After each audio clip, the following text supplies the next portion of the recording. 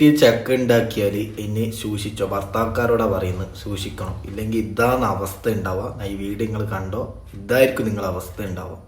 ചക്ക തിന്നുമ്പോ കുറച്ച് തിന്നോ.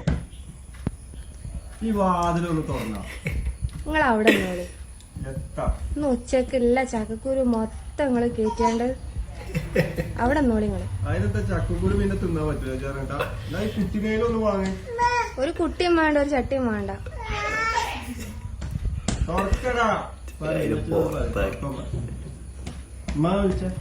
ഇന്ന് ഉപ്പച്ചി നോക്കൂട്ടാ എന്നെ കേറ്റുന്നില്ല അകത്തേക്ക്.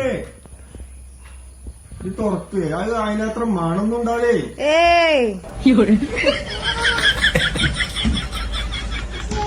ഈ കുട്ടിനേലൊന്ന് വാങ്ങി.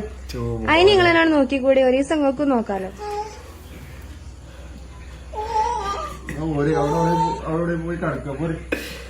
പാവത്തിന്റെ അവസ്ഥ.